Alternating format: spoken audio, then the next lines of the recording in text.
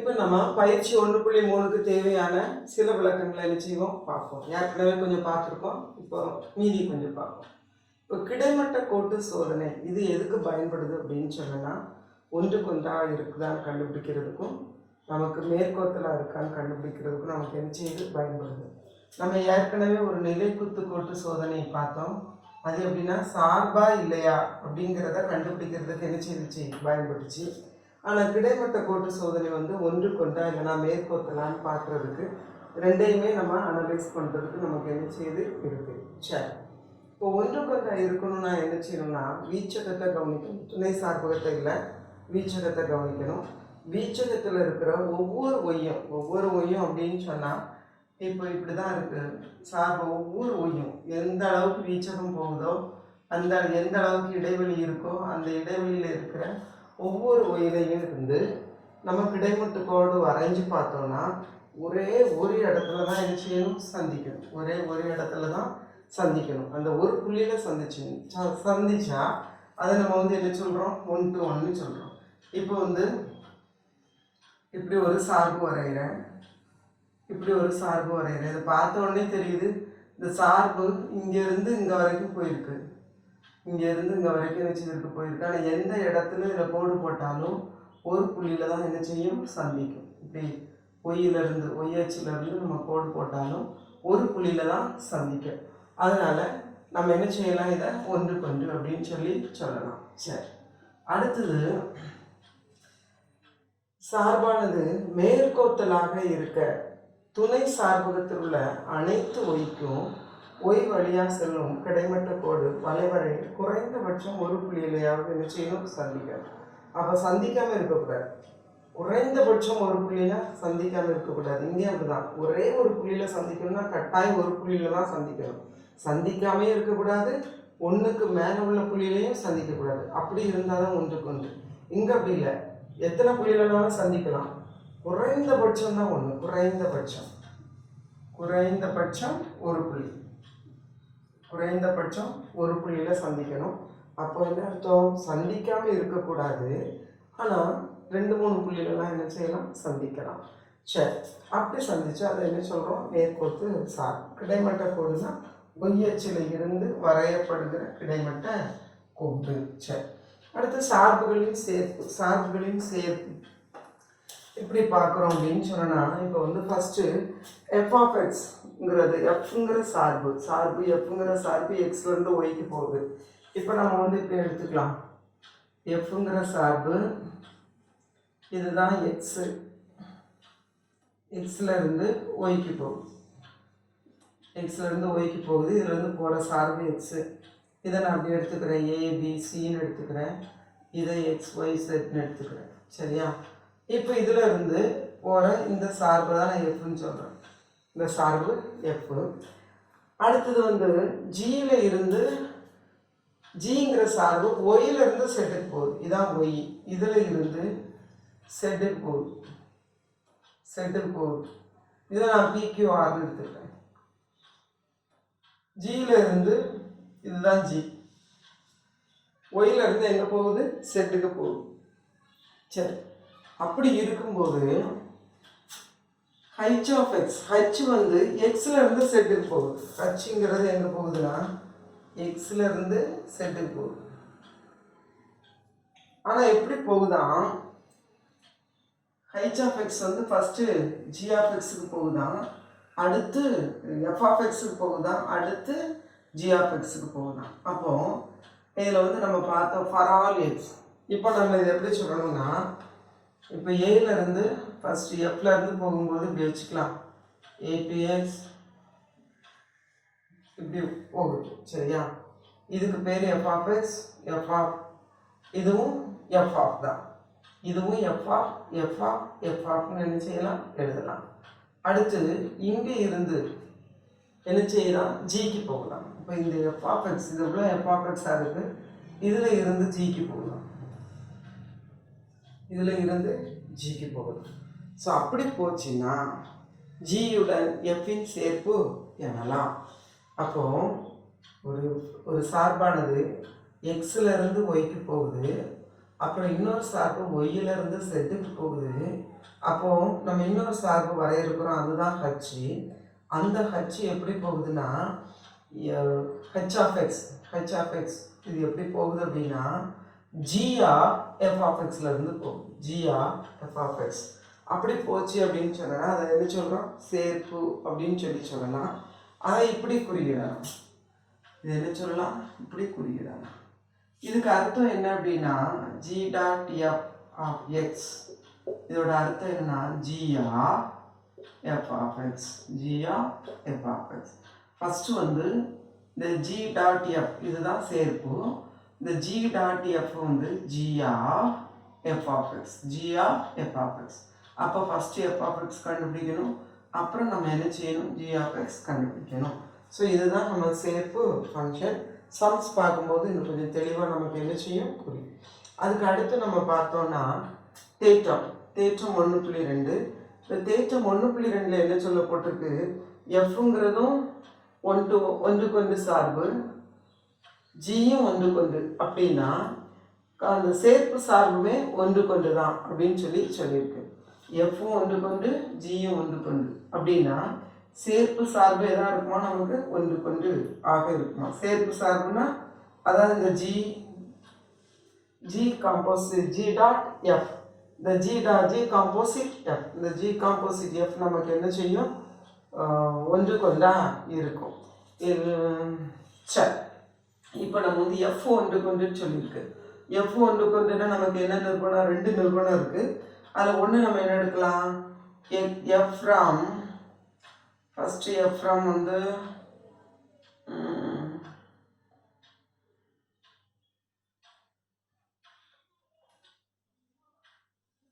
எஃப்ல இருந்து நம்ம வந்து என்ன செய்யலாம், 2 உறுப்புகள் எடுக்கலாம். 2 உறுப்புகள் எக்ஸ் ஒய்னு 2 உறுப்புகள் எடுக்கலாம். X belongs x comma y belongs to x comma y belongs to A. இதில் எடுக்கலாம். இப்படி எடுத்தோன்னா நமக்கு எங்கே இருக்கும், என்ன இருக்கும், இதில் வந்து என்ன இருக்கும், F of X comma F of Y. இது எங்கே இருக்கும், belongs to B. F of X F of Y எங்கே இருக்கும், பியில். சரி, இப்போ நம்ம வந்து இப்போ இது பியில் வந்து உள்ள உறுப்புகள்லாம் இப்படி இருக்குது. அப்போது இதில் இருந்து நமக்கு g o f of x g o f of Y இது எங்கே இருக்கும், பிலாங்ஸ் டு ஜி காம்போசிட் எஃப்லர், ஜி காம்போசிட் எஃப்லர். சரி, இப்போ நமக்கு வந்து எலமெண்ட்ஸ் இப்படி தான் இருக்கும். எக்ஸ் ஒய் வந்து ஏல இருக்குது, எக்ஸ் ஒய் 2 ஏல இருக்குது. அப்போ பியில் உள்ள உறுப்பெல்லாம் எப்படி இருக்குன்னா f of X F of ஒய்னு இருக்கும். அப்போ இது வந்து f of X F of ஒய்னு இருந்தால் இதில் இருந்து இங்கே போகுது, ஆனால் ஜி தான் சார்பு. அப்போ g of f of x g of f of ஒய்னு இருக்கும். சரியா, இது வந்து ஆக்சுவலாக நம்ம என்ன சொல்கிறோம், g of f of x belongs to C. இங்கே இருக்கும், இப்படி எழுதுறதோட சியில் என்ன செய்யும் இருக்கும். ஓகே, இப்போ நம்ம வந்து ஒன்றுக்கொன்று கண்டுபிடிக்கணும் அப்படின்னா எக்ஸ் நாட் ஈக்குவல் டு ஒய்ன்னு எடுக்கணும். X not equal to y என்க. எக்ஸ் நாட் ஈக்குவல் டு ஒய்னா f of x not equal to f of y. ஏன், எஃப் வந்து ஒன்றுக்கொன்று, எஃப் ஆனது ஒன்றுக்கொன்று, எஃப் ஆனது ஒன்றுக்கொன்று.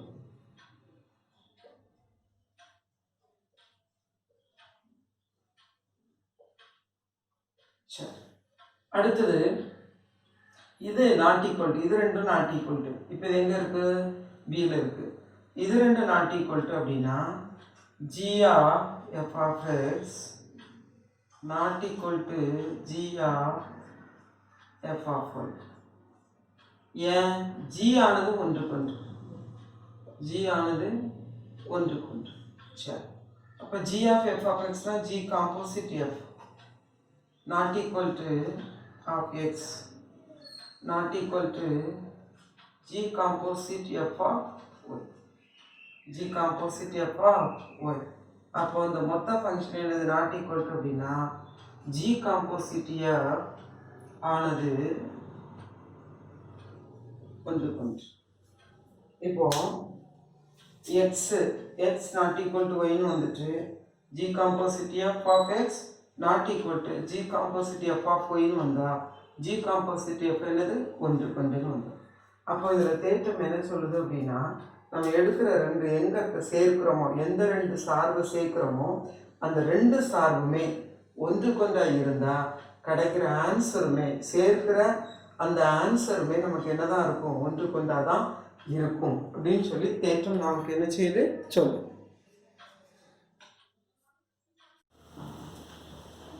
இன்னைக்கு நாம பயிற்சி 1.3 இருக்கிற இன்னும் தேவையான கொஞ்சம் வழக்கங்களை என்ன பார்க்க போறோம். முதலாவது பார்த்தோம்னா சார்பின் நேர்மாறு. சார்பின் நேர்மாருக்கு வந்து வரையறை என்ன கொடுத்துருக்கு அப்படின்னு சொன்னா ரெண்டு விஷயமும் ரொம்ப கவனிக்கணும். ஒன்று வந்து f from x to y. இது ஒரு சார்பு. இந்த சார்பு எப்படி இருக்கணும் அப்படின்னு சொன்னா இருபுற சார்பா இருக்கணும். கட்டாயம் இருபுற சார்பா இருந்தா மட்டும்தான் நேர்மாறு நமக்கு என்ன செய்ய முடியும் காண முடியும். நேர்மாறு இருக்கும், இல்லைன்னா நமக்கு நேர்மாறு என்ன செய்யாது இருக்காது, ஸோ காண முடியாது. அப்போ இருபுற சார்புனா என்னன்னா அது ஒன்றுக்கொன்றாகவும் இருக்கணும், மேற்கோத்தலாகவும் இருக்கணும். அப்போ முதலாவது கண்டிஷன் கொடுக்கப்பட்ட சார்பு வந்து நமக்கு வந்து இருபுற சார்பாக என்ன செய்யணும் இருக்கணும். அடுத்து ரெண்டாவது நம்ம பார்த்தோம் அப்படின்னா நம்ம செலக்ட் பண்ற ஒரு சார்பு, இந்த ஜிங்கிறது நம்ம தான் என்ன செய்யறோம் செலக்ட் பண்றோம். அந்த நம்ம செலக்ட் பண்ற சார்போட சார்பகம் இங்க இருக்கிற துணை சார்பகம் தான் இங்க சார்பகமா இருக்கணும், இங்க இருக்கிற சார்பகம் தான் அங்க சார்பகமா துணை சார்பகமா இருக்கணும். அப்போ இங்க எக்ஸ் டு ஒய்னு இருந்தா இங்க ஒய் டு எக்ஸா கட்டாயம் என்ன செய்ய இருக்கணும். ஸோ அப்படிதான் நம்ம ஃபங்க்ஷன் என்ன செய்ய முடியும், சார்பை செலக்ட் பண்ணணும். சரி, அப்படியே செலக்ட் பண்ணிட்டோம். பண்ண பிறகு f of x equal to yங்கிற மாதிரி நமக்கு என்ன செய்யுது இருக்கு, இப்படி இருக்குன்னு வச்சுக்கோ. f of x equal to y இப்படி நமக்கு சார்பு இருக்கும்போது இந்த g of y எப்படி இருக்குது, நமக்கு g எப்படி இருக்கணும், gங்கிற சார்பு எப்படி இருக்கணும்னா g of y equal to x இருக்கும். f of x equal to y னா g of y equal to x அப்படி இருக்கும். g of y equal to x அப்படி எடுத்தா மட்டும்தான் நமக்கு g வந்து f இன் நேர்மாறா அமையும் அப்படிங்கிறதான் வரையறை. அப்ப ஃபர்ஸ்ட் நமக்கு fங்கிற சார்பு இருபுற சார்பா இருக்கணும். இருபுற சார்புனா ஒன்றுக்கொன்று மேற்கோத்தல் ரெண்டு இருக்கணும். ரெண்டாவது நம்ம எடுக்கிற சார்பு இங்க இருக்கிற துணை சார்பகம் சார்பகத்தில் இருக்கணும், சார்பகம் துணை சார்பகமா இருக்கணும். அப்படி ஒரு ஒரு சார்பை நம்ம செலக்ட் பண்ணிட்டு இந்த condition f of x equal to y இருக்கும்போது நம்ம எடுக்கிற சார்பு g of y equal to x இருந்தால் மட்டும்தான் இந்த g வந்து f உடைய நேர்மாறா என்ன செய்யும் அமையும். அதை எப்படி நம்ம அடையாளப்படுத்துறோம் அப்படின்னா f இன்வர்ஸ் அப்படின்னு சொல்லி என்ன செய்யறோம் அடையாளப்படுத்துறோம். சரி, இதே நேர்மாறுக்கு இன்னொரு வழியிலையும் நம்ம என்ன செய்யலாம் பண்ணலாம். ஸோ இது இன்னொரு வரையறை தான். இதில் நம்ம என்ன சொல்லியிருக்கோம் அப்படின்னு சொன்னால் ixங்கிறது சமணி சார்பு, iy சமணி சார்பு. அப்போ ix அர்த்தம் i from x to x, i from x to x. அதே மாதிரி iy சமணி சார்பு. அப்படி ரெண்டு சமணி சார்பு இருக்குது. xங்கிற செட்டு மேல உள்ள சமணி சார்பு, yங்கிற செட்டு மேல உள்ள சமணி சார்பு. அப்படி எடுத்துக்கிட்டோம் அப்படின்னா g காம்போசிட் f, g சேர்ப்பு f நமக்கு கண்டுபிடிச்சோம்னா அது சமணியா கிடைக்கணும். f இங்க இருக்கும்போது f of x, அதனால ix கிடைக்கணும். அதே மாதிரி f composite g of y, அதனால iy என்ன செய்யணும் கிடைக்கணும். அப்படி கிடைக்கும்போது அப்படி கிடைச்சது அப்படின்னு சொன்னா இந்த gங்கிற சார்பு g of y from y to x இந்த சார்பு f உடைய நேர்மாறா என்ன செய்யும் அமையும் அப்படிங்கிறது இங்க கொடுத்துருக்கிற வரையறை. அடுத்து நம்ம வந்து நேர்மாறு ஒரு கணக்குல கொடுத்துருக்காங்க. இது ஒரு 5 மார்க் கணக்கு. நேர்மாறு காண்றது வந்து ஒரு 5 மார்க் கணக்கு. அந்த 5 மார்க் கணக்குல என்ன ஸ்டெப் எல்லாம் நம்ம ஃபாலோ பண்ணா நேர்மாறு கண்டுபிடிச்சிடலாம் அப்படின்னா ஃபர்ஸ்ட் வந்து கொடுத்துருக்கிற சார்பை இதுதான் f of x தான் கொடுத்துருப்பாங்க. f of x தான் நமக்கு என்ன செய்திருப்பாங்க கொடுத்துருப்பாங்க. அந்த f of xங்கிற சார்பை yன்னு எடுத்துக்கிடணும், y ஈக்குவல்ஸ்னு எடுத்துக்கிடணும். அதுக்கு அடுத்தது எக்ஸ் மட்டும் இடது பக்கம் வர்ற மாதிரியும் எக்ஸை ஒய்யின் அடிப்படையில் எழுதுங்கன்னா எக்ஸ் மட்டும் இடது பக்கம் மற்ற எல்லாம் வலது பக்கம் வர்ற மாதிரி நம்ம இதை அமைச்சு என்ன செய்யணும் எழுதணும். அதுக்கு அடுத்தது எக்ஸுக்கு பதிலாக நம்ம என்ன போட்டுக்கிடணும்னா எஃப் ஆஃப் இன்வர்ஸ் ஒய்ன்னு போட்டுக்கணும்.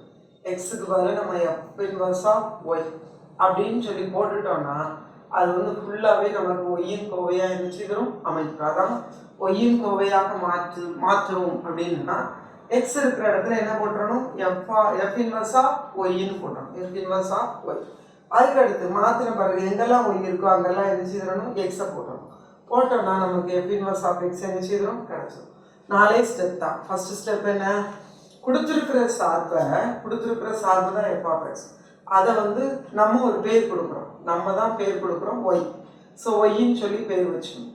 பேர் வச்ச பிறகு எக்ஸ் மட்டும் இடது பக்கம் மற்ற எல்லாம் வலது பக்கம் இருக்கிற மாதிரி அதை என்ன செய்யணும் மாற்றி அமைக்கணும். மாற்றி அமைச்ச பிறகு எக்ஸ் இருக்கிற இடத்துல எஃப் இன்வர்ஸ் ஆஃப் ஒய் நம்ம என்ன செய்யணும் போடணும். இப்போ போட்டால் ஒய்யில் இருக்கிற ஒரு கோவை நமக்கு என்ன செய்யும் கிடைக்கும்.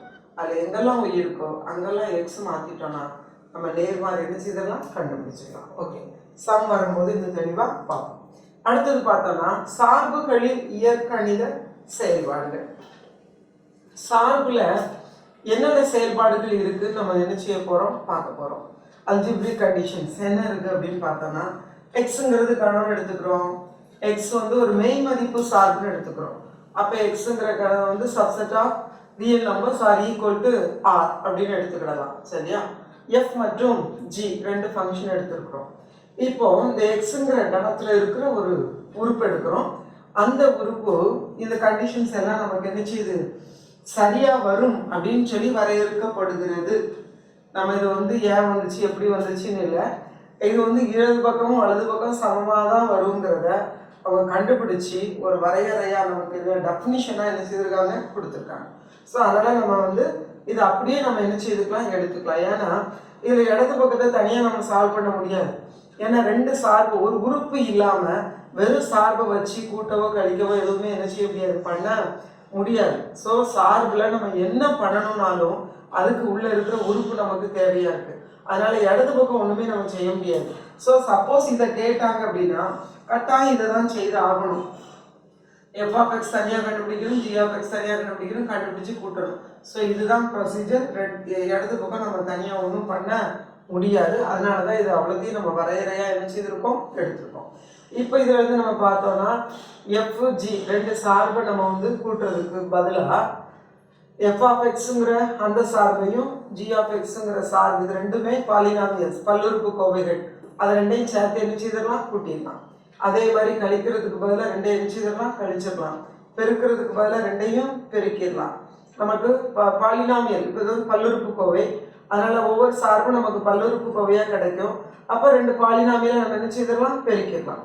அதே மாதிரி வகுக்கிறதுக்கும் தனித்தனியாக என்ன செய்திடலாம் வகுத்தரலாம். இங்கே மட்டும் கவனிக்கணும், ஜி வந்து 0வா இருக்கக்கூடாது. ஏதாவது பகுதியில் இருக்கு 0வா இருந்தான்னா மொத்த மதிப்பு நமக்கு என்ன செய்யாது கிடைக்காது. அதுக்கு அடுத்தது சிங்கிறது ஒரு மாறிலியை வச்சு ஒரு சார்போட பெருக்க எப்படி முடியாது. ஆக்சுவலாக என்ன செய்யலாம் சார்பு கூட இந்த சியால் என்ன செய்திடலாம் முழுசும் பெருக்கிடலாம். சார்புங்கிறது ஒரு பாலினாமியல் பல்லுறுப்பு கோவை மாதிரி நமக்கு கிடைக்கும். ஸோ அதில் என்ன செய்யலாம் சியால் பெருக்கிடலாம். அடுத்து மைனஸ் எஃப் இதுவும் தான் தனியாக வச்சு ஒன்றும் செய்ய முடியாது. எஃப் ஆஃப் எக்ஸுங்கிற சார்பை மைனஸால் பெருக்கிட்டோம்னா இது நமக்கு என்ன செய்யணும் கிடைச்சி. சரி, அப்போ இதில் வந்து நமக்கு நல்லா கவனிக்கணும், இடது பக்கத்தை வச்சு தனியாக ஒன்றும் பண்ண முடியாது. ஏன்னா ஒரு உறுப்பு இல்லாமல் எக்ஸுங்கிற உறுப்பு இல்லாமல் ரெண்டு சார்பை வெறும் கூட்டவோ கழிக்கவோ பெருக்கவோ வகுக்கவோ நம்மளால செய்ய முடியாது. இது நம்ம மண்டையில் கவனமாக என்ன செய்துக்கணும் ஏற்றிக்கணும். சரி, அடுத்தது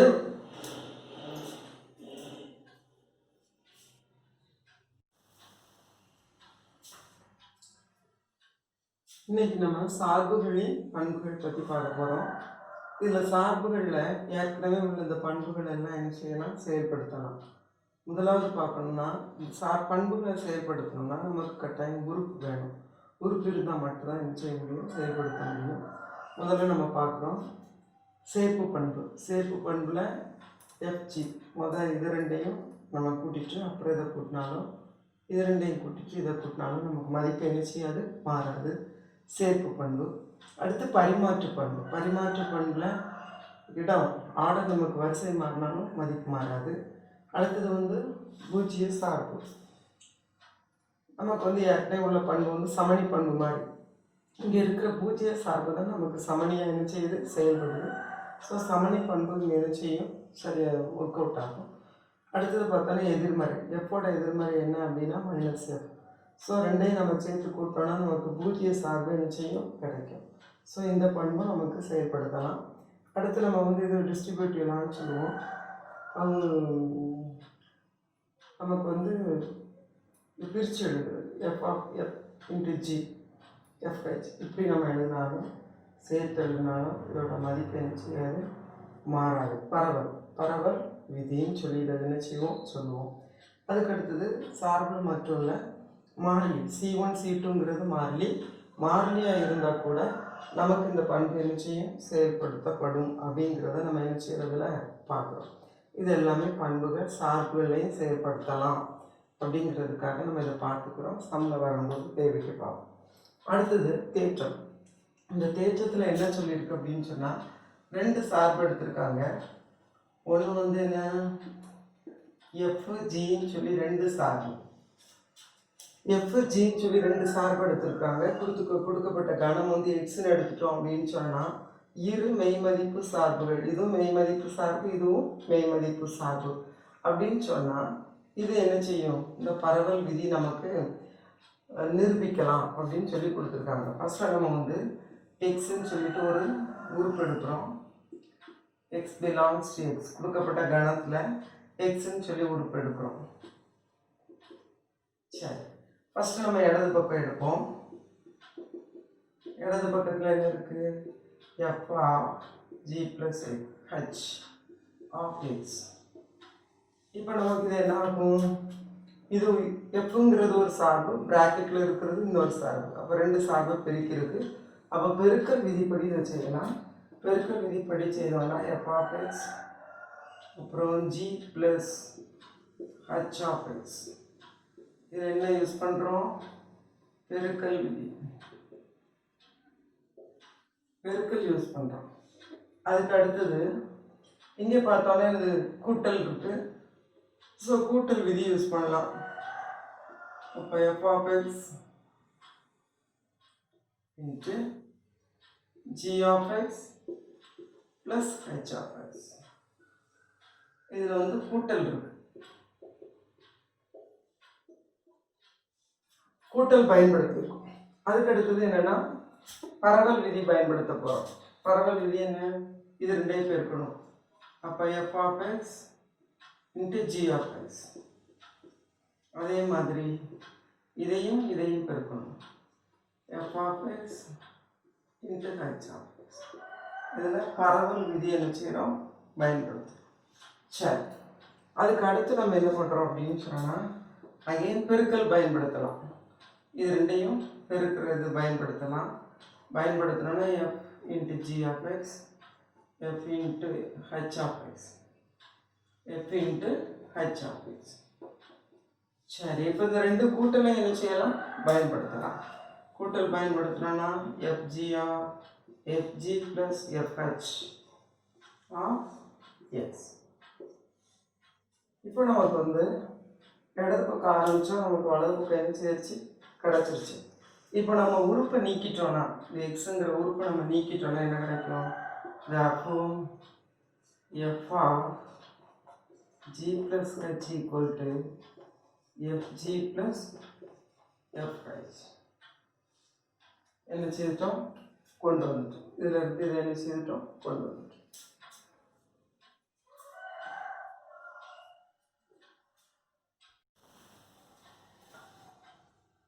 இப்போ நம்ம பயிற்சி 1.3ல் இருக்கிற ஒரு சில சிறப்பு சார்புகளை பற்றி என்ன செய்ய போகிறோம், பார்க்க போகிறோம். முதலாவது சார்பை நம்ம பார்த்தோம் அப்படின்னா அது வந்து பல்லுறுப்பு சார்பு. இது நமக்கு ஏற்கனவே தெரியும், இது ஒரு பல்லுறுப்பு கோவை. ஒரு சார்பு வந்து ஒரு பல்லுறுப்பு கோவையாக அமையும்னா அதுக்கு பேர் என்னது, பல்லுறுப்பு சார்பு. ரெண்டாவது நம்ம பார்க்குறோம், இதே பல்லுறுப்பு கோவை ஒரு பைனாமியலாக இருந்ததுன்னா, இருபடி சார்பாக இருந்தது அப்படின்னா பாலினாமியல் இருந்தது, பைனாமியலாக இருந்தது அப்படின்னு சொன்னால் இதுக்கு பேர் என்னென்னா நேரியல் சார்பு. ஏன் அப்படின்னு சொன்னால் இது வந்து வரைஞ்சால் நமக்கு ஒரு நேர்கோடு கிடைக்கும். அதனால் இது வந்து நேரியல் சார்பு. இதுவும் பல்லுறுப்புக்கோவை சார்பு தான். அதில் இருக்கிற ஒரு சிறப்பு அம்சம் என்னது? நேரியல் சார்பு. ஏஎக்ஸ் ப்ளஸ் பிங்கிற ஃபார்முலா நிச்சயம் இருக்கும். அடுத்தது ஏங்கிறது மாறி, பிங்கிறது மாறி, எக்ஸுங்கிறது மாறி. அடுத்தது நம்ம பார்த்தோம் அப்படின்னா அடுக்கு சார்பு. இதில் வந்து 3 விதமாக நம்ம என்ன செய்யலாம், கொண்டு வரலாம். f(x) = a power x இருந்தால் இதில் வந்து 3 விதமான சார்பு நமக்கு கிடைக்கும். முதலாவது பார்த்தோம் a = 0. சப்போஸ் இந்த உறுப்பு 0வாக இருந்ததுன்னா அது பூஜ்ஜிய சார்பாக கிடைக்கும். அடுத்தது a = 1. இது வந்து ஏழுங்க 1 இருந்தது அப்படின்னு சொன்னால் நமக்கு ஒரு மாறிலி சார்பாக என்ன செய்யும் கிடைக்கும், ஒரு மாறிலி சார்பாக கிடைக்கும். அடுத்து a > 1. a 1 விட பெருசாக இருக்கா அது வந்து படிக்குறி சார்பாக என்ன செய்யும் நமக்கு கிடைக்கும். 3 விதமான சார்பாக நமக்கு கிடைக்கும். அடுத்து நம்ம பார்க்குறோம் இதில் மடக்கை. இதில் வந்து இப்போ a power x எடுக்கிற மாதிரி e power x நம்ம என்ன செய்யலாம், எடுக்கலாம். எடுத்து என்ன செய்யலாம், ஈயும் நமக்கு என்ன செய்யலாம், மதிப்பு போடலாம். அதுவும் இது கூட தான் நமக்கு சேர்ந்து என்ன செய்திடும், வந்துடும். இப்போ அடுத்து நம்ம பார்த்தோம்னா log x. இந்த log x f(x) = log x to the base a. இப்படி நம்ம வந்து வடிவமைச்சோம் அப்படின்னா இதுக்கு பேர் மடக்கை சார்பு. இதில் சொல்லப்பட்டிருக்கு இந்த மடக்கை சார்பும் e power x நமக்கு ஒரு சார்பு இருந்துச்சுன்னா அது ரெண்டுமே என்னது, ஒன்றுக்கு ஒன்று நேர்மாறாக என்ன செய்யும், அமையும். அப்படி அடுக்கு சார்பு. இப்போ ஆக்சுவலாக இப்படி போடலாம் log x. இப்போ f(x)க்கு பதில் நான் y போட்டேன் அப்படின்னா என்ன கிடைக்கும், log x to the base a கிடைக்கும். ஸோ இதில் நான் 2 சைடில் என்ன செய்கிறேன், பவருக்கு மாற்றுறேன். இதை நான் வந்து அடுக்குக்குறிக்கு மாற்றுறேன். அடுக்குக்குறிக்கு மாத்திரம் என்ன கிடைக்கும், a power x = y என்ன செய்யும், a power y = x கிடைக்கும். அப்படிதானே? அப்போ x = a power y கிடைக்கும். x = a power y. இப்போ இதுதான் நம்மளுடைய f(x). இதுக்கு பதில் நம்ம வந்து f inverse of x போட்டுக்கலாம். f inverse of x வந்து a power x நமக்கு என்ன செய்யும் கிடைக்கும். இது வந்து நம்ம நேர்மாறு எப்படி செய்வோமோ அந்த ப்ராசஸில் வந்தோன்னா கொடுத்துருக்கிற f(x) நம்ம ஒய்ன்னு எடுத்துக்கிறோம். ஒய்ன்னு எடுத்துகிட்டு அடுக்குக்குறிக்கு மாற்றுறோம். அடுக்குக்குறிக்கு மாற்றின பிறகு நம்ம என்ன செய்கிறோம், அடுக்குக்குறிக்கு மாற்றிருக்கோம். மாற்றின பிறகு நம்ம எக்ஸுக்கு பதில் f inverse of x நம்ம போட்டோம் அப்படின்னு சொன்னால் ஆக்சுவலாக எக்ஸுக்கு பதில் f inverse of y போடுவோம். First f inverse of y போட்டோன்னா இதில் வந்து y கிடைக்கும். இதுதான் அதோட ப்ராசஸ். அதுக்கடுத்து f inverse of y க்கு பதில் x ரீப்ளேஸ் பண்ணோம் அப்படின்னா f inverse of x = a power x கிடைக்கும். அப்போது மடக்கை அந்த சார்போட நேர்மாறு வந்து நமக்கு படி சார்பு, படிக்குறி சார்பு. படிக்குறி சார்போட நேர்மாறு நமக்கு என்னது, மடக்கை சார்பு. ஸோ இதை நம்ம என்ன செய்துக்கணும், மனசில் வச்சுக்கணும். சரி, அடுத்தது வந்து நம்ம பார்க்குறோம் விகிதமுறு சார்பு. விகிதமுறு சார்பு நமக்கு தெரியும். விகிதமுறு எண் வந்து p(x) p/qங்கிற ஃபார்மில் இருக்கும். ஸோ அந்த வடிவத்தில் இருக்கிற சார்பு நம்ம என்ன சொல்கிறோம், விகிதமுறு சார்பு. அடுத்தது வந்து தலைகீழ் சார்பு. தலைகீழ் சார்பில் f(x) வந்து பூஜ்ஜியமற்ற மெய்மதிப்பு சார்பாக இருக்கணும், பூஜ்ஜியமற்றதாக இருக்கணும். இருந்தால் நமக்கு வந்து என்ன ஜிங்கிறது தலைகீழ் சார்புன்னு கிடைக்கும். அதுக்கடுத்து இது ரெண்டும் ரொம்ப முக்கியமானது, ஒற்றைப்படை சார்பு, இரட்டைப்படை சார்பு. ஒற்றைப்படை சார்புன்னா என்னென்னா எக்ஸ் இருக்கிற இடத்துலலாம் நம்ம ஒரு சார்பில் எக்ஸ் இருக்கிற இடத்துலலாம் -x போடுறோம். போட்டு நம்ம சுருக்கணும், சிம்பிளிஃபை பண்ணோன்னா நமக்கு வந்து -f(x) அப்படி கிடச்சிதுன்னா, இந்த மைனஸை முன்னால் கிடச்சிது அப்படின்னு சொன்னோன்னா அது வந்து ஒற்றைப்படை சார்பு. இப்போ வந்து நம்ம இரட்டைப்படை சார்புனா என்னென்னா எக்ஸ் இருக்கிற இடத்துலலாம் -x போடுறோம். ஆனால் போட்டு சிம்பிளிஃபை பண்ண பிறகு நமக்கு f(x) மட்டுமே கிடச்சிது, இந்த -சைன் கிடைக்கல, வெறும் f(x) கிடச்சிது அப்படின்னு சொன்னால் அது வந்து இரட்டைப்படை சார்பு. ஆனால் சில சார்புகள் ஒற்றைப்படையாகவும் இருக்காது, இரட்டைப்படையாகவும் இருக்காது. ஒற்றைப்படையும் அல்லாமல் இரட்டைப்படையும் அல்லாமல் நமக்கு சார்புகளும் உண்டு.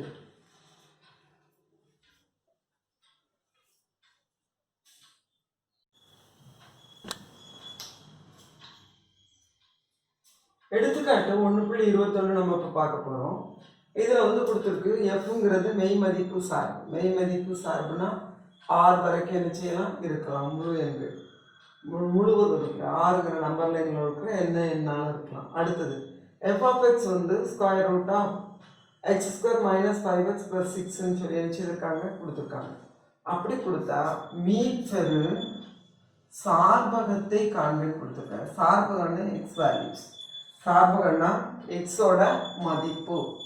சரி, அப்போ இதை நம்ம எப்படி கண்டுபிடிக்கிறது, எக்ஸோட மதிப்பு எப்படி கண்டுபிடிக்கிறதுன்னு சொன்னால் இதுக்குள்ளே நமக்கு வந்து குறை எண் வரக்கூடாது. ஏன்னா வர்க்க மூலத்துக்குள்ளே ஸ்கொயர் ரூட்டுக்குள்ளே குறை எண் வந்தால் அதை நம்மளால் என்ன செய்ய முடியாது, மெய் மதிப்பில் காண இயலாது. மெய் மதிப்பில் காண இயலாது. கற்பனை மதிப்பு வந்தால் தான் என்ன செய்ய முடியும், பார்க்க முடியும். ஆனால் நமக்கு கொடுத்துருக்கிறது மெய் மதிப்பு சார்பு தான். அப்போ மெய் மதிப்பு சார்பில் அதை என்ன செய்ய முடியாது, நம்ம பார்க்க முடியாது. அப்போ இது என்ன இருக்கலாம், 0 இருக்கலாம். வர்க்க மூலத்துக்குள்ளே 0 இருக்கலாம், மிக எண் இருக்கலாம். அப்போது இது எப்படி தான் இருக்க முடியும், X square minus 5x + 6 greater than or equal to 0 இருக்கலாம். ஈக்குவல் டு 0 இருக்கலாம், கிரேட்டர் தானா இருக்கலாம், மிகையாக என்ன செய்யலாம் இருக்கலாம். சரி, இப்போ ஈக்குவல் டு 0 இருந்தால் என்ன ஆகும்னு பார்ப்போம். X square minus 5x + 6 = 0. இதை நமக்கு வந்து காரணிப்படுத்த தெரியும். இதில் வந்து நம்ம காரணிப்படுத்துகிறோன்னா எக்ஸ் மைனஸ் 2 எக்ஸ் மைனஸ் 3 கிடைக்கும் = 0. ஸோ எக்ஸோட மதிப்பு 2 3 கிடைக்கும். அப்போ 2 நம்ம சேர்த்துக்கிடலாம், 3 நம்ம சேர்த்துக்கிடலாம். சரியா, ஓகே. அது கூட மிகை மதிப்பு வேணும். இப்போ நம்ம வந்து என்ன செய்யணும்னா மெய் மதிப்பை இடைவெளியாக பிரிக்கணும். எப்படி இடைவெளியாக பிரிக்கணும்னா எக்ஸோட மதிப்பு 2, அப்போ 2 இங்கே வரும். ஓகேயா, 2. அடுத்தது வந்து 3, அப்போ இங்கே வரும். அப்போ இதில் வந்து நமக்கு 3 இடைவெளியாக கிடைக்கும். மைனஸ் இன்ஃபினிட்டியிலேருந்து 2, 2லேருந்து 3, 3லேருந்து இன்ஃபினிட்டி, இப்படி நமக்கு 3 இடைவெளி என்ன செய்யுது கிடைக்கும். இப்போ இந்த 3 இடைவெளியை நம்ம என்ன செய்யலாம், இந்த 2 உறுப்பை நம்ம விட்டுடலாம். ஏன்னா இது நம்ம சேர்த்துக்கிடணும். ஆனால் நம்ம இப்போதைக்கு அதை விட்டுட்டு மூடிய இடைவெளியாக எடுக்காமல் திறந்த இடைவெளியாக என்ன செய்வோம், எடுத்து சம செய்வோம். இப்போ ஃபஸ்ட்டு வந்து இடைவெளி, இந்த இடைவெளியில் இருக்கும்போது எக்ஸோட மதிப்பு நம்ம என்ன எடுக்கிறோம் அதை நம்ம பார்த்துக்கணும். அதுக்கு அடுத்தது எக்ஸ் மைனஸ் 2, இந்த காரணியில் என்ன இருக்கும், எக்ஸ் மைனஸ் 3ல் என்ன இருக்கும், அடுத்து 2ஐயும் பெருக்கின மதிப்பு எக்ஸ் ஸ்கொயர் மைனஸ் 5x + 6. ஏன் நம்ம இதை எடுக்கிறோம் அப்படின்னு சொன்னோன்னா 3 மதிப்பு இருக்குது. ஏன் நம்ம இதை எடுக்கிறோம், சரி ஏன் எடுக்கணும்னு சொன்னோன்னா நம்ம வந்து எங்கெல்லாம் மிகையாக இருக்குன்னு பார்க்கணும். = 0 பார்த்துட்டோம். = 0 2லையும் 3ங்கிற மதிப்பில் மட்டும்தான் இருக்குது. ஆனால் மிகையாக எங்கெல்லாம் இருக்குன்னு நம்ம இன்னும் பார்க்கல. மிகையாக எங்கெல்லாம் இருக்குன்னு பார்க்குறதுக்காக தான் இதை எடுக்கிறோம். இப்போ நம்ம 3 இடைவெளியாக பிரிச்சுட்டோம். இந்த 3 இடைவெளியை நம்ம எழுதுவோம். மைனஸ் இன்ஃபினிட்டிலேருந்து 2, அடுத்து இதுவும் திறந்த இடைவெளி. ஸோ 2, 3, அடுத்து 3, இன்ஃபினிட்டி.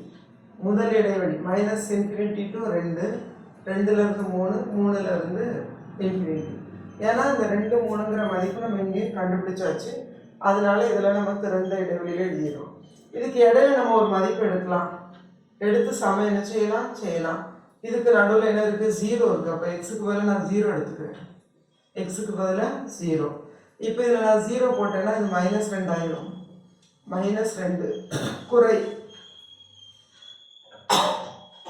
ஆக்சுவலாக -2 போடுறத விட குறைன்னு போட்டுடலாம்.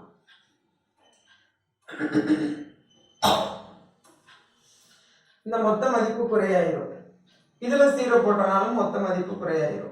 குறையும் இங்கே பெருக்கிறோம். குறையும் பெருக்கினாதான் நமக்கு இது கிடைக்குது. அப்படி இந்த 2 காரணியும் பெருக்கினாதான் இந்த மதிப்பு கிடைக்குது. அப்போ இதையும் பெருக்கணும்னா இந்த சைனை 2ஐயும் பெருக்கணும். குறையும் பெருக்கினா நமக்கு என்ன ஆயிரும், மிகையாயிரும். அப்போ இந்த இடைவெளியில் நமக்கு என்ன ஆயிடுச்சு, மிகையாயிடுச்சு. அடுத்த இடைவெளியில் பார்ப்போம் 2 to 3. அப்போ 2.5 எடுப்போம். x = 2.5. இப்போ இதில் நான் 2.5 போடுறேன். 2.5லேருந்து 2 நான் இணைச்சிடலாம், கழிச்சிடலாம். அப்போ மீதி இருக்கிறது எனக்கு மிகையாக கிடைக்கும். இந்த நான் 2.5 போடுறேன். ஆனால் இதில் கழிக்கும் போது எனக்கு என்ன கிடைச்சிரும்? குறையாயிரும். அடுத்தது மிகையும் குறையும் சேர்ந்தா குறையாயிரும். அதுக்கு அடுத்தது இந்த பாகம். அப்போ இந்த குறை எனக்கு தேவையில்லை, இதோட மதிப்பு இங்கே குறையா இருக்கு. அப்போ இந்த இடைவெளி எனக்கு என்ன வேண்டாம். இந்த இடைவெளியில் ஏன்னா எனக்கு மிகை மட்டும்தான் வேணும். ஸோ அதனால இது எனக்கு வேண்டாம். அடுத்தது நம்ம இங்கே பார்க்குறோம், 4 போடுவோம். எக்ஸுக்கு பதிலாக இந்த இடைவெளிக்குள்ள ஒரு நம்பர் 4 போட்டோன்னா இதுவும் மிகையாயிரும், இங்கே போட்டாலும் மிகையாயிரும். மிகையும் சேரும்போது நமக்கு மிகையாயிரும், பெருக்கும்போது மிகையாயிரும். சரி, அப்போ இந்த இடைவெளியிலையும் இதுலேயும் என்ன இருக்குது? மிகையா இருக்குது. அது கூட இந்த 2ங்கிற நம்பர் 3ங்கிற நம்பர்லையும் இருக்கு. அப்போ என்னோட சார்பகம் எப்படி இருக்கும் அப்படின்னா, தேவையான சார்பகம்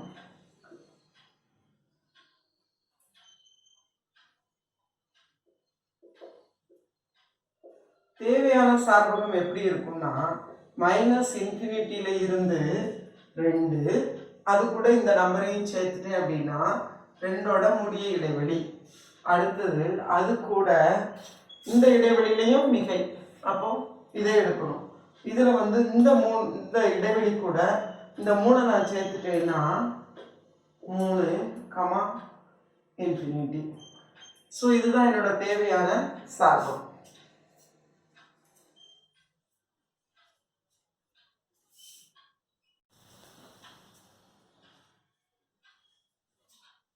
இந்த கணக்கில் நம்ம எடுத்துக்காட்டு 1.22 1.23 நம்ம பார்க்க போகிறோம். 1.22ல் நமக்கு வந்து கணக்கில் சார்பகம் கண்டுபிடிக்கணும்னு சொல்லியிருக்கு. சார்பகம்னா எக்ஸோட மதிப்பு, அதை நம்ம கண்டுபிடிக்கணும். இப்போ 1 இந்த மதிப்பு என்ன செய்திருக்கு? கொடுத்துருக்கு. இப்போ வந்து கீழே இந்த பகுதி வந்து 0 இருக்கக்கூடாது, அது மட்டும்தான் கண்டிஷன். ஏன்னா மற்ற எல்லாமே வரலாம், நமக்கு வரலாம். ஏன்னா இது வந்து மெய் மதிப்பு சார்பு ஆறில் இருக்குது. ஆறில் இருக்கும்போது இது பின்ன வடிவத்தில் இருக்கிறதுனால பகுதியில் வந்து 0 வரக்கூடாது. அப்போ பகுதியில் 0 வந்தால் என்ன நடக்கும், அதை வச்சு மட்டும் நம்ம என்ன செய்திடலாம்? கண்டுபிடிச்சிட்டு பகுதியில் 0 வரக்கூடாது, அதனால அதை மட்டும் கண்டுபிடிச்சு அதை நீக்கிட்டோன்னா நமக்கு என்ன செய்திடும்? சார்பகம் கிடைச்சிடும். இப்போ நம்ம 1 - 2 cos x = 0. சப்போஸ் இது 0 வரக்கூடாது, வந்ததுன்னா என்ன ஆகுன்னு பார்க்குறோம். அப்போது cos x =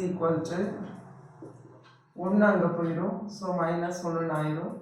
-2 அங்கே போயிடும், ஸோ -2 = 1/2.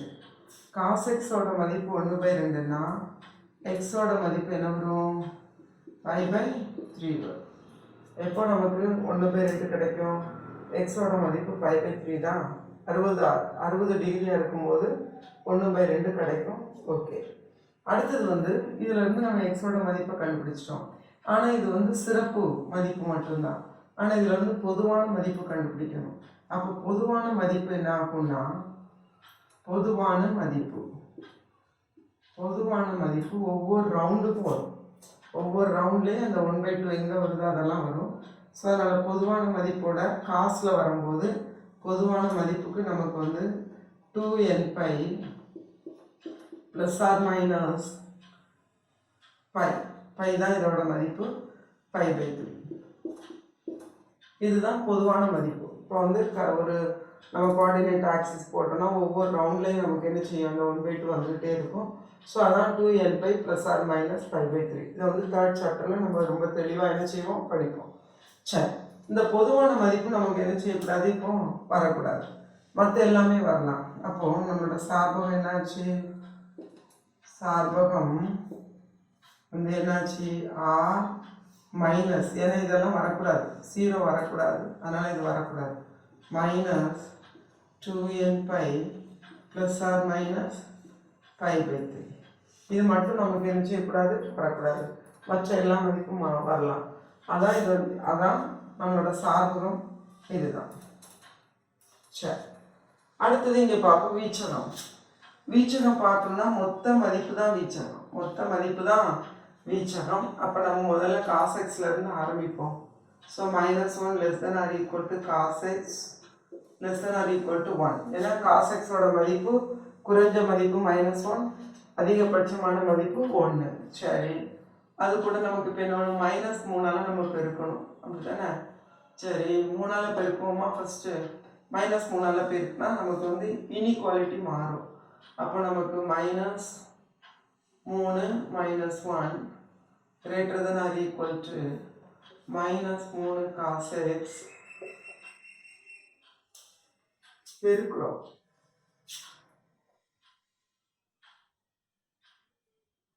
-3ஆல் பெருக்குறோம். அப்போ நமக்கு இது வந்து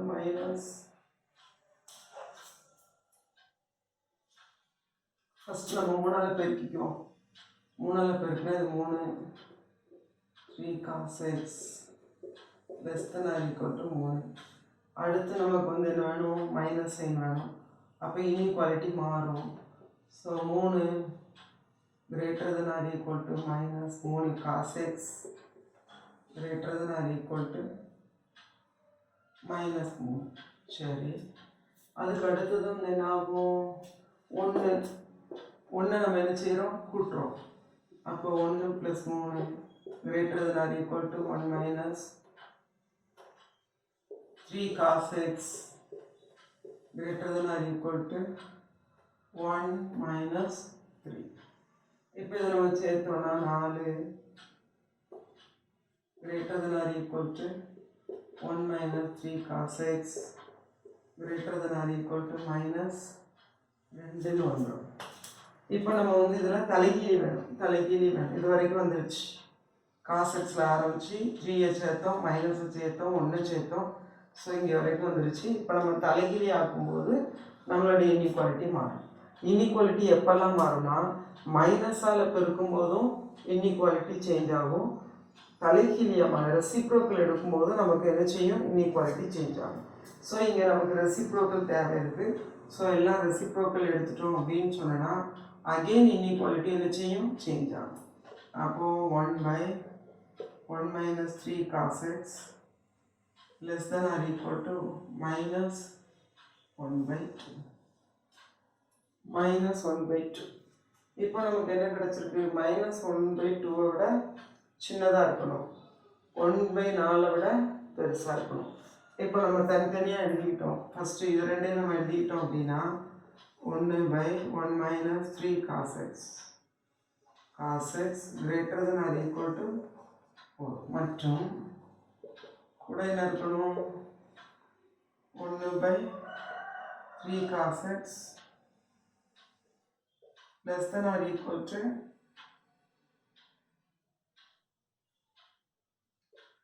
-1/2.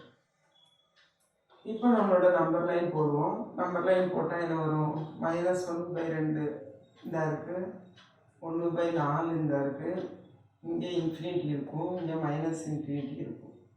சரியா? ஓகே. இப்போ நம்ம வந்து 1/4 விட பெருசு, 1/4 விட பெருசு. அப்போ 1/4 விட பெருசு. அப்போ இது ஃபுல்லாக வந்துடும், இது ஃபுல்லாக. அடுத்தது வந்து -1/2 விட சின்னது, -1/2 விட சின்னது. ஸோ இது ஃபுல்லாக வந்துடும், இது ஃபுல்லாக.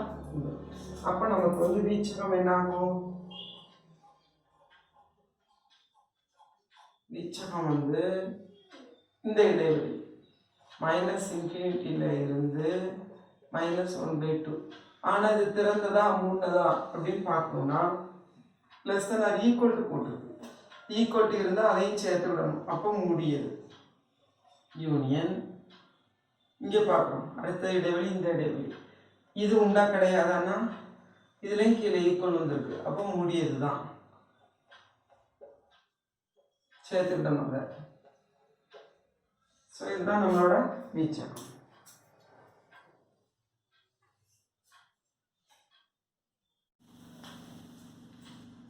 இப்போ எடுத்துக்காட்டு 1.24 மெய் மதிப்பு சார்பு எஃப்னு கொடுத்துருக்கு. எஃப் வந்து மெய் மதிப்பு சார்பு, மெய் எண்கள் தான் இருக்கும்.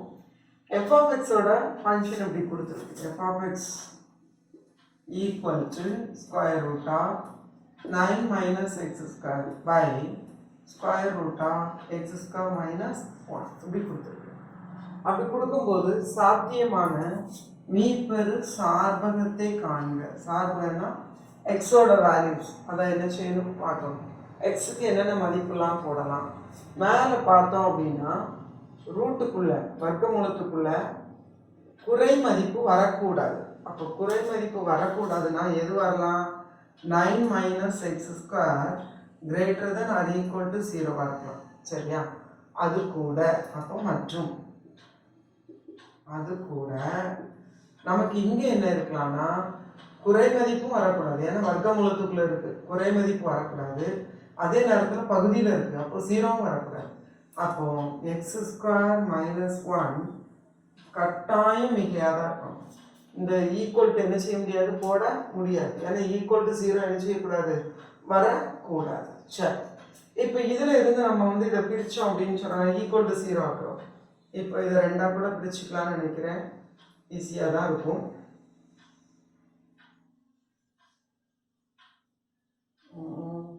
தனித்தனியாக செய்வோம். ஃபர்ஸ்ட் நம்ம இதை எடுத்துக்குவோம். 9 minus X square equal to 0 இப்படி எடுத்துட்டோம்னா என்ன வரும்? இது 3 ஸ்கொயர், இது எக்ஸ் ஸ்கொயர். அப்போ 3 பிளஸ் எக்ஸ் 3 மைனஸ் எக்ஸ் நமக்கு கிடைக்கும் ஈக்குவல் டு 0. இதில் இருந்து எக்ஸோட மதிப்பு என்ன கிடைக்கும்? 3 comma minus 3 minus 3 comma 3 minus 3 comma 3. இதில் இருந்து மைனஸ் 3 கிடைக்கும், இதில் இருந்து 3 கிடைக்கும். சரி, எக்ஸோட மதிப்பு கண்டுபிடிச்சாச்சு. அடுத்தது மிகையாக இருக்கணும், கிரேட்டராக இருக்கணும். சரியா? அப்போ இந்த ரெண்டு இதில் எப்படி இருக்கு? இடைவெளி பார்ப்போம். இடைவெளி அடுத்து இடைவெளி போட்டு பார்த்துருவோமா? ஃபர்ஸ்ட்டு இடைவெளி போட்டோன்னா இங்கே இருக்கு மைனஸ் 3 கிட்டத்தட்ட இங்கே வரும், 3 இங்கே வரும், இது இன்ஃபினிட்டி, இது மைனஸ் இன்ஃபினிட்டி. அப்போ 3 இடைவெளி. சரியா? அதில் நம்ம எக்ஸுக்கு போடுற மதிப்பு. அடுத்தது முதல் 3 ப்ளஸ் எக்ஸ் 3 ப்ளஸ் எக்ஸ். அடுத்தது 3 மைனஸ் எக்ஸ். அடுத்தது ரெண்டையும் பெருக்கின மதிப்பு, ரெண்டையும் பெருக்கின மதிப்பு. இப்போ இது எதெல்லாம் மிகை வருதோ அதை மட்டும் தான் எடுக்கணும், மிகை வர்றதை மட்டும் தான் எடுக்கணும். சரி, இப்போ இடைவெளி எதெல்லாம் பிரிச்சிருக்கோம்? மைனஸ் இன்ஃபினிட்டியிலேருந்து மைனஸ் 3, அடுத்தது மைனஸ் 3லேருந்து 3, அடுத்தது 3லேருந்து இன்ஃபினிட்டி. சரி, இதில் எக்ஸுக்கு என்ன மதிப்பு எடுக்க போகிறோம்? ஒரு மைனஸ் 4 எடுக்கலாமா? எக்ஸுக்கு வந்து minus 4, x equal to minus 4ன்னு எடுக்கிறோம். இதில் மைனஸ் 4 போட்டால் இது மைனஸ் ஆயிடும், இங்கே மைனஸ் 4 போட்டாலும் மைனஸ் ஆயிடும், மைனஸ் 4 போட்டால் ப்ளஸ் ஆயிடும். இதில் மைனஸ் 4 போட்டோன்னா 3 மைனஸ் 4 மைனஸ் ஆயிடும். இதில் மைனஸ் 4 போட்டோன்னா மைனஸும் மைனஸும் ப்ளஸ் ஆயிடும், 7 ஆயிடும். So plus. குறையும் மிகையும் சேர்ந்தால் நமக்கு குறை கிடைக்கும், குறை தான் கிடைக்கும். அப்போ இதை எடுக்க முடியாது. அதுக்கு அடுத்தது பார்ப்போம். இதுக்குள்ளே 0 இருக்குது, அப்போ எக்ஸ் ஈக்குவல் டு 0 போடுறோம். எக்ஸ் ஈக்குவல் டு 0 போட்டோன்னா இது மிகை ஆயிடும், எக்ஸுக்கு பதிலாக 0 போட்டால் இதுவும் மிகை ஆயிடும். ஸோ இது நமக்கு மிகை கிடச்சோம். மிகை மிகை பெருக்கினா மிகை, குறையும் மிகையும் பெருக்கினா குறை.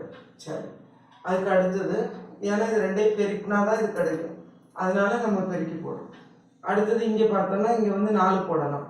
அப்போ எக்ஸ் ஈக்குவல் டு 4 போடணும். எக்ஸ் ஈக்குவல் டு 4 போட்டால் இது மிகை ஆயிடும், எக்ஸ் ஈக்குவல் டு 4 போட்டோன்னா இது குறையாயிடும், அப்போ இதுவும் குறையாயிடும். அப்போ நமக்கு தேவையானது இதுதான், இது மட்டும்தான், ப்ளஸ் மட்டும்தான். ஏன்னா மிகை தான் நமக்கு வேணும், அதனால் ப்ளஸ் மட்டும் தான் எடுக்க முடியும். அப்போ இந்த இடைவெளி தான். இந்த இடைவெளி கூட இதில் ஈக்குவல் டு சைன் இருக்கிறதுனால, கீழே ஈக்குவல் டு சைன் இருக்கிறதுனால மூடிய இடைவெளியாக கிடைக்கும். அப்போ இதில் இருந்து நமக்கு என்ன கிடைக்கும் அப்படின்னு சொன்னால் 9 minus X square greater than or equal to 0 மூடிய இடைவெளி மைனஸ் 3,3 இது மிகையாகும். Minus X square greater than or equal to 0. சரி, இந்த இடைவெளியில் மட்டும்தான் இது greater than or equal to 0 என்ன செய்யும் இருக்கும். அடுத்தது நம்ம பார்த்தோம் அப்படின்னு சொன்னா நமக்கு என்ன இருக்கு? இந்த இருக்கு எக்ஸ் ஸ்கொயர் மைனஸ் 1. ஆக்சுவலி இதில் 0வும் இருக்கக்கூடாது, குறையும் இருக்கக்கூடாது. அப்போ என்ன செய்யணும்? மிகை மட்டும்தான் இருக்கணும். So greater than 0. ஓகே, அப்போ ஃபர்ஸ்ட் ஈக்குவல் டு 0 போட்டுக்குவோம்.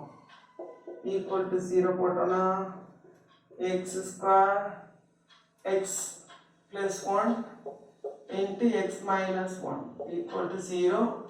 x ஓட மதிப்பு minus 1 1. சரி, x ஓட மதிப்பு கண்டுபிடிச்சிருக்கோம். ஆனால் இதில் கீழே கோடு இல்லாதனால இதில் நம்ம மூடிய இடைவெளி பயன்படுத்த முடியாது. ஓகே, இடைவெளி கண்டுபிடிக்கிறதுக்காக இதை கண்டுபிடிச்சிருக்கோம். ஆனால் இதை சேர்க்க முடியாது. இப்போ நம்ம வந்து இடைவெளி கண்டுபிடிக்கிறோம். இன்ஃபினிட்டி மைனஸ் இன்ஃபினிட்டி, இங்கே -1 வரும், இங்கே 1 வரும், நமக்கு 3 இடைவெளி கிடைக்கும். இப்போ நம்ம வந்து மதிப்பு போட்டு என்ன செய்யணும், எங்கெல்லாம் மிகை வந்திருக்கு அப்படின்னு சொல்லி பார்க்கணும். அப்போ எப்படி எழுதலாம், இடைவெளி அப்புறம் எக்ஸோட மதிப்பு அப்புறம் ஃபர்ஸ்ட் காரணி, அடுத்து ரெண்டாவது காரணி, அடுத்து ரெண்டையும் பெருக்கின மதிப்பு, ரெண்டையும் பெருக்கின மதிப்பு. சரி, இப்போ இடைவெளி முதல் இடைவெளி எடுப்போம். மைனஸ் இன்ஃபினிட்டியிலேருந்து -1. இதில் எக்ஸோட மதிப்பு நான் -2ன்னு எடுக்கிறேன். -2 -2 போட்டால் குறையாயிரும், -2 போட்டால் குறையாயிரும், குறையும் பெருக்குனா மிகை. அப்போ இதை நான் எடுத்துக்கிடலாம். அடுத்தது அடுத்த இடைவெளி பார்க்குறேன். -1,1. இதில் எக்ஸோட மதிப்பு நடுவில் இருக்கிற மதிப்பு எடுக்கணும். இந்த இடைவெளியில் இருக்கிற ஏதேனும் ஒரு மதிப்பு. அப்போ இதில் நடுவில் எக்ஸ் இருக்குது. ஸோ எக்ஸ் எடுத்துருக்கிறேன். எக்ஸுக்கு பதில் 0 போட்டேன்னா இது மிகை ஆயிரும், இங்கே 0 போட்டேன்னா குறையாயிரும். ஸோ எனக்கு கிடைக்கிற மொத்த மதிப்பு குறையும். அப்போ நான் இதை எடுக்கக்கூடாது. அதுக்கு அடுத்தது வந்து 1,∞. இப்போ இதில் வந்து எக்ஸுக்கு பதிலாக 2 போடலாம். இந்த இடைவெளிக்குள்ள மதிப்பு 2 போடலாம். 2 போட்டேன்னா இது மிகை ஆயிரும், இதில் 2 போட்டாலும் மிகை ஆயிரும். ஸோ இது மிகை. அப்போ நான் இதை எடுத்துக்கலாம். ஏன்னா எனக்கு தேவையில்லை தான் மிகை தான். சரி, ஆனால் இதில் வந்து நான் மூடிய இடைவெளி எடுக்க முடியாது. ஏன்னா கீழே கோடு இல்லை. சரியா, 0 எடுக்க கூடாது. ஏன்னா 0 எடுத்தேன்னா என்னால் மதிப்பு காண இயலாது, பகுதியில் இருக்குது. ஸோ மதிப்பு காண இயலாது. அப்போ இதில் இருந்து எனக்கு கிடைக்கிற ஆன்சர் எந்த இடைவெளியும் முதல் இடைவெளியும் கடைசியும் அதுதான் மிகையாக இருக்குது. -∞, -1 மற்றும் 1,∞ x² -1 > 0. சரி, ஆனால் எனக்கு 2 வேணும், இதுவும் வேணும் மற்றும் இதுவும் வேணும், 2 சேர்ந்து வேணும். இப்போ சேர்ந்து வேணும் அப்படின்னா என்ன செய்யறது, எப்படி கண்டுபிடிக்கிறது? ஃபர்ஸ்ட் ஒரு நம்பர் லைன் போடுவோம், இடைவெளியை மார்க் பண்ணுவோம். -1 இது திறந்த இடைவெளி, -∞. அடுத்தது வந்து 1 போடுவோம், 1 இதுவும் திறந்த இடைவெளி தான், ∞. சரி, அடுத்தது இது கூட இது வேணும், இதுதானே, இதுவும் வேணும், இதுவும் வேணும், இதுவும் வேணும். ஸோ இப்போ இதை போட்டோன்னா மூடிய இடைவெளி -3. இப்போ வந்து இது இங்கே தான் இருக்கு, இது இங்கே இருக்கு, இது இங்கே இருக்கு. இதுதான் நமக்கு தேவையானது. ஆனால் இது கூட -3 எங்கே இருக்கும், இங்கே இருக்கும் -3. ஆனால் இது மூடிய இடைவெளி, மூடிய இடைவெளி. அடுத்தது வந்து 3 இங்கே இருக்கும், இதுவும் மூடிய இடைவெளி. சரியா, அப்போ இதில் இந்த இடத்துல ஃபுல்லாக இருக்கு, இந்த இடம் ஃபுல்லாகவே வருது, அப்படிதானே? ஆனால் ரெண்டும் சேர்ந்த இடம் இதுவும் இதுவும் தான், 2 ஷேடு. ஏன்னா மற்றொன்று கொடுத்துருக்கு, மற்றொன்று கொடுத்தா ரெண்டும் சேர்ந்த இடம், 2 ஷேடும் இருக்கணும். 2 ஷேடும் இருக்கணும் அப்படின்னா அதோட ஆன்சர் சார்பகம் என்னாச்சு, சார்பகம் -3ல் இருந்து -1 வரைக்கும், அது கூட 1ல் இருந்து 3 வரைக்கும். இதுதான் நம்மளோட ஆன்சர். ஏன்னா இதுவும் நமக்கு வேணும் மற்றும் இதுவும் வேணும், ரெண்டும் சாட்டிஸ்ஃபை ஆகணும். அப்போ 2 ஷேடும் இருக்கணும்.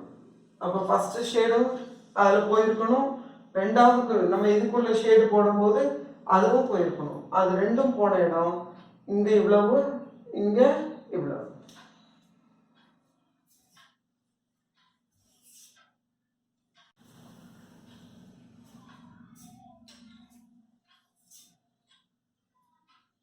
இப்போ நம்ம எடுத்துக்காட்டு 1.25 நம்ம பார்க்க போகிறோம். எஃப்னு சொல்லி ஒரு சார்பு கொடுத்துருக்கு, ஜின்னு சொல்லி ஒரு சார்பு கொடுத்துருக்கு. ரொம்ப ஈஸியாக எஃப் காம்போசிட் ஜியும் ஜி காம்போசிட் எஃப், ஜி சேர்ப்பு எஃப், எஃப் சேர்ப்பு ஜி, இதை கண்டுபிடிக்க சொல்லியிருக்கு. ரொம்ப ஈஸியாக நம்ம செய்யணும் அப்படின்னு சொன்னோம்னா ஃபஸ்ட்டு நம்ம இதை செய்வோம். ஜி காம்போசிட் எஃப் எப்படி கண்டுபிடிக்கிறது அப்படின்னா ஃபஸ்ட்டு எஃப் இருக்குது. அப்போ எஃப்ல இருந்து ஆரம்பிக்கிறது. எஃப்ல இருந்து ஆரம்பித்தா 1ல் இருந்து எங்கே போகுது, 2க்கு போகுது. அடுத்து இந்த 2 ஜியில் எங்கே இருக்குன்னு இருக்கும், இங்கே இருக்குது. இந்த 2 வந்து 1க்கு போகுது. ஆக்சுவலாக 1 எஃப்ல இருக்கிற 1 2க்கு போகுது. இந்த 2 இந்த இருக்குது, அது திரும்ப 1க்கு வந்து, ஸோ 1. அப்போ இந்த நம்பரும் இந்த நம்பரும் எழுதியிருக்கோம். எஃப்ல இருக்கிற முதல் நம்பரும் ஜியில் இருக்கிற கடைசி நம்பரும் எழுதியிருக்கோம். அடுத்தது கமா. எஃப்ல இருக்கிற முதல் நம்பர் 3, அடுத்து 4க்கு போகுது. அப்படி 3 வந்து 4ல் போகுது. இந்த 4 எங்கே போகுதுன்னு பார்க்கணும். இந்த இருக்கு 4, இந்த 4 எங்கே போகுது, 2க்கு போகுது. ஸோ முடிஞ்சிச்சு. அடுத்தது வந்து 2, எஃப்ல இருக்கிற 2, இந்த 2 2க்கு போகுது. 2 எங்கே போகுது, 1க்கு போகுது. அவ்வளோதான், முடிஞ்சிருச்சு. சரி, அதே மாதிரி F dot G. F dot G பார்க்கும்போது ஃபஸ்ட்டு ஜியில் பார்க்கணும். ஃபஸ்ட்டு ஜியில் வந்து 2 வந்து 1க்கு போகுது. 1 எங்கே போகுது, 2க்கு போகுது. 2, 2. அடுத்தது ஜியில் உள்ளது 3 வந்து 1க்கு போகுது. 1 வந்து 2க்கு போகுது. அப்போ 2. அடுத்தது 4 வந்து 2க்கு போகுது. 2 வந்து 2க்கு போகுது. அவ்வளோதான். ஸோ இப்போ கேட்டிருக்கிற கொஸ்டினுக்கு ஆன்சர் இவ்வளோ தான்.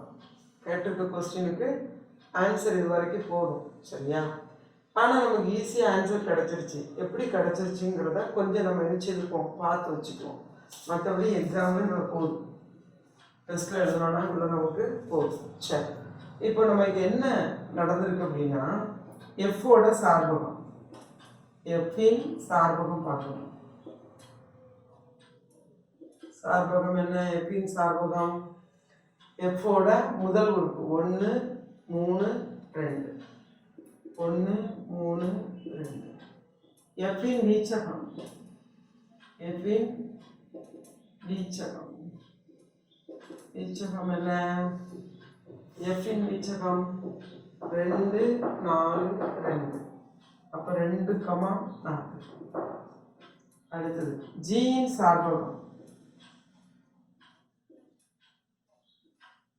ஜியின் சார்பகம் என்ன, ஜியின் இருக்கு 2 முதல் உறுப்பு சார்பகம் தான், வீச்சகம்னா 2வது உறுப்பு. 2 3 4, 2 3 4. ஜியின் வீச்சகம்,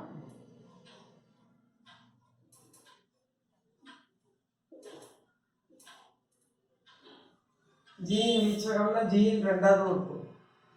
1 இங்கேயும் 1 தான், ஒரு தடவை எழுதுனா போதும். 2 1, 2. சரி, இப்போ நம்ம வந்து நல்லா கவனிக்கணும். இப்போ ஜி காம்போசிட் எஃப் கண்டுபிடிக்கணும் அப்படின்னு சொன்னா எஃப்பின் வீச்சகம், எஃப்பின் வீச்சகம் ஜியின் உட்கணமா இருக்கும். எஃப்பின் வீச்சகம் ஜியின் சார்பகத்தின் உட்கணமா இருக்கும். எஃப்பின் வீச்சகம் எங்க இருக்கு, இந்த இருக்கு 2, 4. ஜியின் சார்பகம் எங்க இருக்கு, இங்க இருக்கு 2, 4 இருக்கு. அப்போ உட்கணமா இருக்கு. அப்போ எஃப்பின் வீச்சகம் ஜியின் சார்பகத்தின் உட்கணமா இருக்கும், இருக்கு. ஓகே, அதனால இது ஈஸியாக வந்துருச்சு. அதே மாதிரி இங்கே பார்த்தோம்னா ஜியின் வீச்சகம், ஜியின் வீச்சகம் எஃப்பின் சார்பகத்தின் உட்கணமாக இருக்கும். ஜியின் வீச்சகம் 1 2, எஃப்பின் சார்பகம் இந்த இருக்கு இதோட முட்கணம் தான். 1 2ங்கிறது இங்கே இருக்கு. ஸோ இதோட முட்கணமாக இருக்கும். அப்போ இது எஃப்பின் வீச்சகம் ஜியின் சார்பகத்தின் உட்கணமாக இருந்தால் தான் இது கண்டுபிடிக்க முடியும். ஜியின் வீச்சகம் எஃப்பின் சார்பகத்தின் உட்கணமாக இருந்தால் தான் இதை கண்டுபிடிக்க முடியும். இங்கே அது அப்படியே அமைஞ்சிருச்சு, அதனால நமக்கு ஈஸியாக ஆன்சர் வந்துருச்சு. இது கரெக்டாக அமையலைன்னா நமக்கு இங்கே ஆன்சர் கண்டுபிடிக்க முடியாது.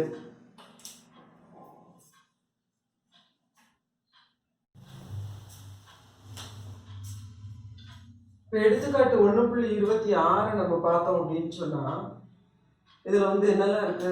எடுத்துக்காட்டு 1.25 1.26. இந்த 1.26 நம்ம எடுத்தோம் அப்படின்னு சொன்னா ஃபர்ஸ்ட் என்ன கொடுத்துருக்கு? ஜி காம்போசிட் எஃப் கண்டுபிடிக்க சொல்லியிருக்கு. ஜி சேர்ப்பு எஃப். அப்போ இதை நம்ம டைரெக்டாக நினச்சி இதெல்லாம் கான்வென்ட் கொடுத்துருக்கு, கண்டுபிடிச்சி பார்க்கலாம். G composite F. அப்போ ஜி எஃப்ல இருந்து ஆரம்பிக்கணும். ஜி காம்போசிட் எஃப்னா எஃப்ல இருந்து ஆரம்பிக்கணும். எஃப் எங்க இருக்குன்னு தான் இருக்கு. இந்த 1ல இருந்து ஆரம்பிச்சா 4க்கு வருது. 4 வந்து எங்க வருது? 1க்கு தான் வருது. முடிஞ்சிருச்சு. அடுத்து எஃப்ல இருந்து தான் ஆரம்பிக்கணும். 2ல ஆரம்பிச்சா 5க்கு போகுது. 5 2க்கு தான் போகுது. சரி, அடுத்தது எஃப்ல 3 5க்கு தான் போகுது. 5 2க்கு போகுது. சரி, இப்போ நமக்கு ஜி காம்போசிட் எஃப் கண்டுபிடிச்சாச்சு. ஆனால் மேலும் எஃப் காம்போசிட் ஜி காண இயலுமான்னு கேட்டிருக்கு, அப்படிதானே? அப்போ நம்ம இயலுமான்னு கேட்டிருந்தா கட்டாயம் ஜி காம்போசிட் எஃப் கேட்டிருக்கு, அப்படிதானே? ஜி காம்போசிட் எஃப்போட மதிப்பு என்னன்னு கேட்டிருக்கு, அப்படிதானே? அப்போ ஜியின் வீச்சகம் எஃப்பின் சார்பகத்தில் உட்கணமாக இருக்கும். அப்போ ஜியின் வீச்சகம் கண்டுபிடிப்போம். ஜியின் வீச்சகம்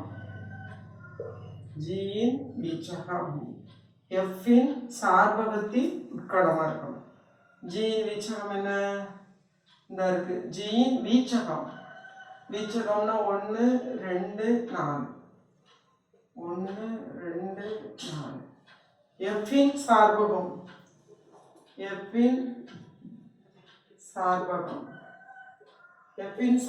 என்ன? எஃப்பின் சார்பகம் 1 2 3. 1 2 3. இப்போ நமக்கு எப்படி இருக்கணும்? ஜியின் வீச்சகம் எஃப்பின் சார்பகத்தின் உட்கணமாக இருக்கணும். இப்போ இது சார்பகத்தின் உட்கணமாக இருக்கா? இல்லை. ஏன்னா 4ங்கிற உறுப்பு இங்கே இல்லை.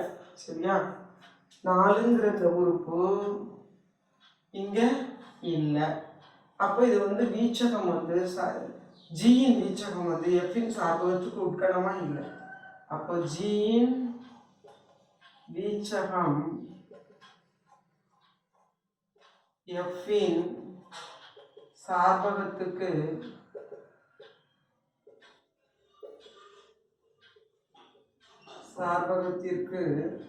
உட்கணமாக இல்லை.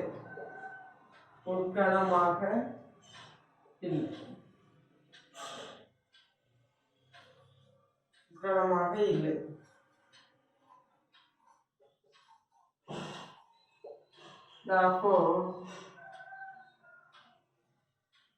F composite G காண இயலாது.